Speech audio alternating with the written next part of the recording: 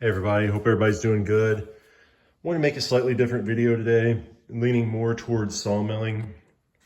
So I want to talk about different issues you might have and show a couple different species of wood that I milled with my sawmill, my Rema sawmill. Right here, what we're looking at are some oak boards. They've been planed. And if you're wanting to use wood for your own projects or your own walls, you may find this video helpful. I just wanted to show some of the things that I've made and some of the issues I've had, or some of the things you may encounter if you want to do the same. First thing I want to talk about is the thickness. So you can tell there's slightly different thicknesses in the board. You can see this has an edge. That's a little bit more than I would like to see. Usually I try to, if I'm going to plane them, I'll try to keep them all within like a 1/16 of an inch. And that's all going to be on the spec that the person that is requesting the wall desires. So my wife wants it to look more rough or rustic. So with that being said, she doesn't mind wormholes. She doesn't mind little gaps. She doesn't mind little variations in thickness. This was where we were kind of running out of wood here. So here I didn't really have much of a choice on what I could use. So it's a little more rustic than I like, but she liked it, and that's all that matters. So if you don't want the gaps, so first of all, if you don't want the thickness, if you don't want the thickness variance, you just have to take the extra time to make sure when you run your boards through a planer, they're all the same thickness. That's all you gotta do there. And that also requires setup when you're milling your boards. You gotta know the correct thickness to mill your boards at, so when they dry, you know what thickness they're approximately at, so you know about how much material you can take off with your planer. Now, if you want to get rid of the gaps in between the boards, so in these boards you can see not horrible gaps. That's about as good as I can get, because I do not have an edger. I don't run them through a table saw. There's a couple things you can do, and I think what most professionals would do would be use like an edger, which you basically run wider boards with, you could have live edge on them, and it cuts it down to smaller width boards that are an exact width, and it doesn't really plane them, but it makes the edges straighter so that when you put them together, there's not these little gaps. If you don't want those little gaps, you're gonna have to invest in an edger or something to straighten the boards. What I do, if you wanna know what I do, this is as straight as I can get them here.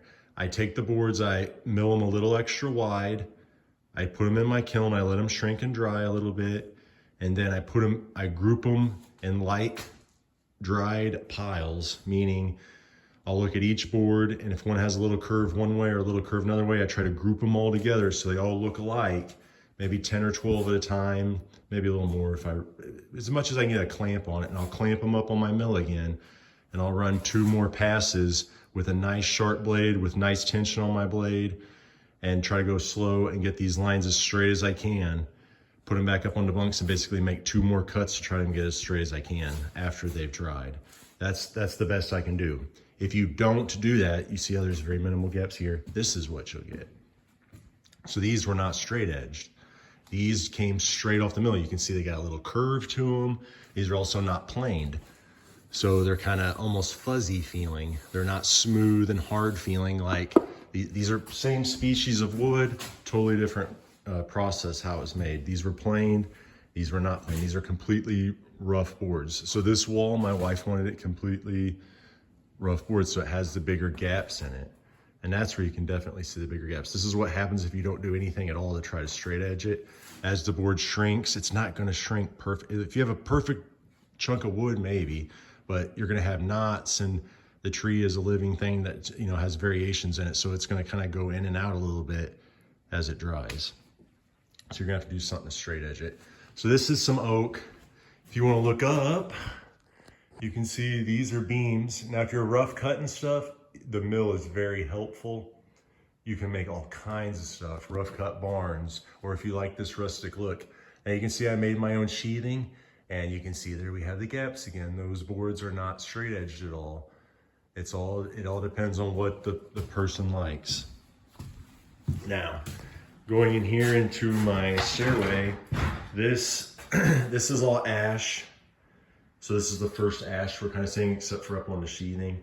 And then here, my staircase is white oak again. And it's got its finish on it again for like high traffic going down a staircase. So these ash boards are straight edged, but you can see every once in a while, you're gonna have little variations if you don't have an edger.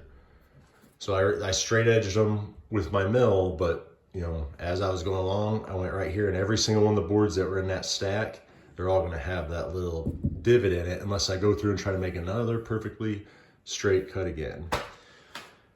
So if my wife didn't say that was okay, then I wouldn't be allowed to do this, but that's how my wife wants them. And some people like that, some people don't. So that's up to you. Here is the staircase. Once again, these boards here, they all had to be, I didn't have an edge or anything. I don't have a planer. So the straight edges on them are either from, these, I think a table saw was used to try to cut these, the stair treads. But you'll have to use something to try to make them straight. If you work, like I said, if you're worried about the thickness, you make up for that on the planer. It is important to dry your boards. So how important is it to get them like 6%, 5%? I think there's going to be debate on that. And I'm going to say my opinion is that I don't think it matters for walls and stuff like that, for basic stuff that's not furniture. I don't think it matters. I think if you can get it below like 18%, I think you're pretty good. I think if you can say get it below 20% and then bring it into the place that you're going to use it in and let it sit for a while, it's going to acclimate to whatever that humidity is anyways. I know you might have a little bit of trapped moisture inside. It depends on the thickness. I'm speaking mostly of boards, but anyways, this is some of the things I've been working on. I am curious, like things like this, like the corners. I know some people are going to knock me for all this stuff. How do people do the trim in these corners? Do they just put like another piece of like maybe a quarter round of their own wood in there? I don't know, I'll take some suggestions on that because I still need to, I do want to put something like along the edges to try to hide some of those gaps because some of those gaps are bigger. But if you're thinking about using your mill to make your own wood, it's definitely doable. If you like rustic, it's very doable. If you want them to be perfect, be prepared to do the work to make them perfect, because it is a little depressing once you see how much wood you waste when you're trying to process and make your own wood. By the time you cut off the edges to make scrap, by the time you plane it and you get a big giant pile of sawdust, you got to cut the ends off of it if it splits. You know, knot holes fall out, you might have to cut that piece out. So you waste a lot of wood when you're making your own wood like this, but it's worth I'm not going to say it's like the most beautiful thing I've ever seen, but what feels good about it is knowing where I know where all these trees came from, and I know that me and my family did all this work to put this in, and knowing when and who put everything in, it makes it feel special to me that way. So with that, I hope this helps some people that are thinking about getting a sawmill and making their own boards. Got any questions or comments, put them below. But until next time, wish everybody luck on their adventures.